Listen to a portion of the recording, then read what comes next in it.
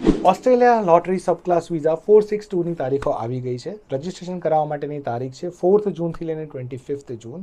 સો આગળ આ વિડીયોમાં હું તમને જણાવીશ કે આની માટે તમારે બેઝિક રિક્વાયરમેન્ટ શું રહેશે, ઓવરઓલ ટાઈમલાઈન કેવી રીતે રહેશે અને તમારે રજિસ્ટ્રેશન માટે ટાઈમ પીરિયડ કેટલો રહેશે.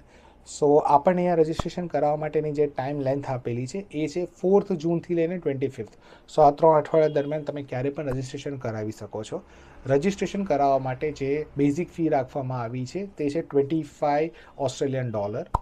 સો એકવાર તમે આમાં રજિસ્ટ્રેશન થઈ જશો તો એની માટે જે તમારે રિક્વાયરમેન્ટ બેઝિક ડોક્યુમેન્ટ્સની આવશે એ સૌ પ્રથમ છે તમારો પાસપોર્ટ, બીજો રહેશે તમારું પાન કાર્ડ. અહીંયા તમારું આધાર કાર્ડ વેલિડ નથી ગણતા, સો તમે પાન કાર્ડ અપ્લાય કરી શકો છો.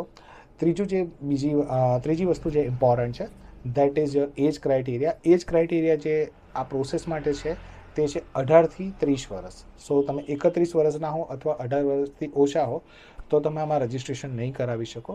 ચોથી વસ્તુ છે મેઇન ઇમ્પોર્ટન્ટ કે તમારું એક રજિસ્ટર્ડ ઈમેલ આઈડી આમાં જોઈશે. ઈમેલ આઈડી તમે એવું યુઝ કરજો કે જે તમારે ફર્ધર પ્રોસેસમાં તમારા કામમાં આવે, જે તમે રેગ્યુલર યુઝમાં લેતા હો. કારણ કે તમે રજિસ્ટ્રેશન કરશો તો એના પછીની જે પ્રોસેસ છે તેના બધા સ્ટેપ્સ એમાં આવશે.